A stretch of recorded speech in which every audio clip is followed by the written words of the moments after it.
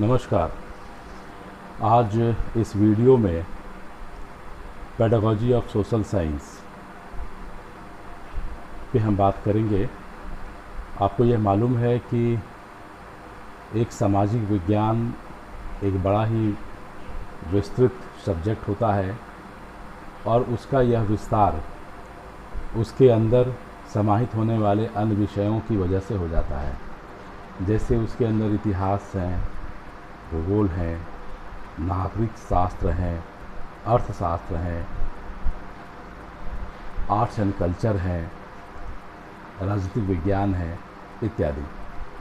तो बीएड के सामाजिक विज्ञान विषय में, सोशल साइंस में इतने सारे सब्जेक्ट्स को हम पढ़ते हैं, लेकिन इनके जो फॉर्मेट्स होते हैं वो बिल्कुल एक कॉमन फॉर्मेट्स होते हैं। और बिहार सरकार में जो सोशल साइंस के टीचर होते हैं, चाहे तो ऑनर्स पेपर में उनका हिस्ट्री होगा या सब्सिडियरी में हिस्ट्री होगा, चाहे ऑनर्स में इकोनॉमिक्स होंगे चाहे सब्सिडियरी में होंगे। तो अभी हम इस वीडियो में आपको ये बताएंगे कि सोशल साइंस अगर आपका हिस्ट्री ऑनर्स है तो हिस्ट्री ऑनर्स को ध्यान में रख करके जब आप बच्चों के साथ कक्षा शिक्षण में जाएंगे तो आपको क्या करना है। ये सारी बातें इकोनॉमिक्स ऑनर्स पे भी लागू होता है, पॉलिटिकल साइंस के ऑनर्स में भी लागू होता है, इकोनॉमिक्स के ऑनर्स में भी लागू होता है, या सब्सिडियरी वाले सब्जेक्ट्स में भी लागू होता है। तो इसको हम बोलते हैं फ्रेमवर्क।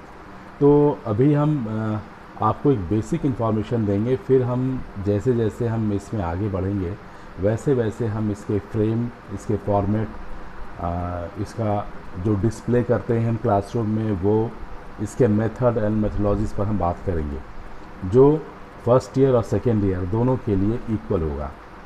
देखिए, जब आप इतिहास के विषय के शिक्षक हैं और आप जब क्लासरूम में जाते हैं तो आपको यह बात स्पष्ट तौर पे जान लेना है कि यहाँ जो बच्चे बैठे हैं उनको इतिहास विषय में रुचि उत्पन्न कराना है, और ये तभी होगा जब स्वयं आपके अंदर वो रुचि होगी।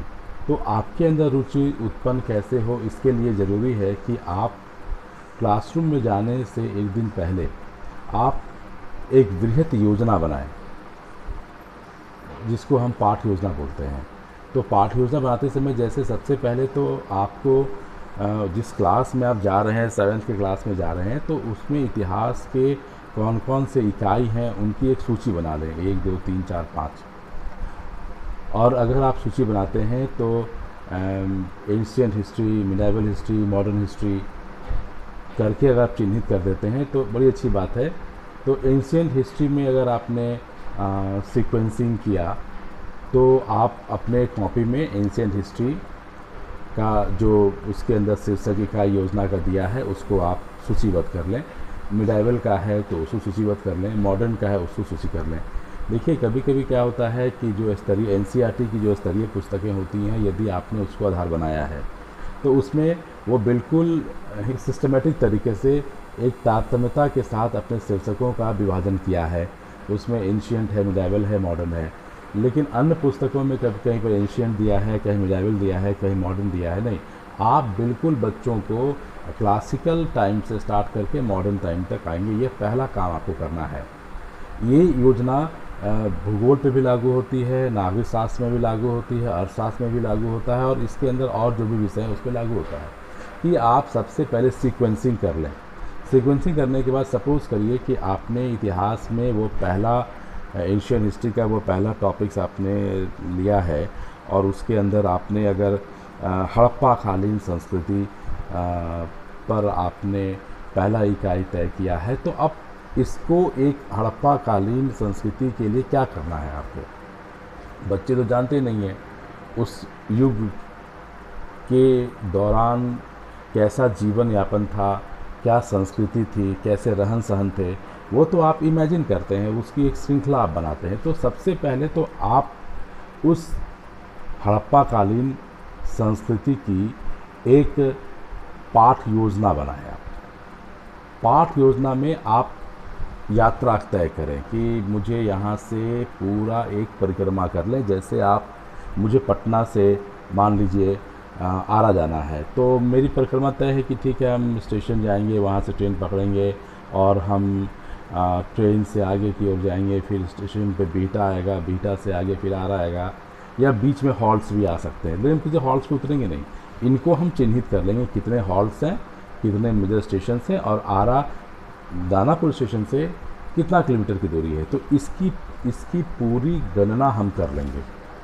अब अगर हम हॉल्ट पहला हम यहाँ से स्टार्ट करते हैं और हम दानापुर से स्टार्ट करते हैं और नेवरा एक पहला स्टेशन हमको मिलता है, तो इस तरीके से पहला मेरा टीचिंग पॉइंट नेवरा होगा। नेवरा से हम चलेंगे सदीसोपुर होगा। इस बीच में अगर कोई हॉल्ट है तो उस हॉल्ट को भी हम माइक्रो टीचिंग पॉइंट्स बना सकते हैं। तो इस तरीके से आप छोटे छोटे टुकड़ों में बांटते हुए उस पूरे परिक्रमा को पूरा करिए। इतना करने के बाद, इतना जब आप कर लेंगे, तब आपको एक व्यू रचना की बात होगी, उसको हम बोलते हैं फॉर्मेट। इस फॉर्मेट की पूरी योजना हम आपको अगले वीडियो में इसलिए बताएंगे क्योंकि आप जानते हैं कि वीडियो 6 से 7 मिनट बनाने में काफ़ी समय लगता है, इसके प्रोसेसिंग में समय लगते हैं। तो अभी आप इतिहास के विद्यार्थी जो इनका ऑनर्स या सब्जेक्ट इतिहास है, वो इतना काम करके अपने होमवर्क्स में अपने 6, 7, 8, 9, 10th के इतिहास के जो विषय हैं, इकाई हैं, उसकी सूची बनाएंगे और मुझे व्हाट्सएप करेंगे। नमस्कार।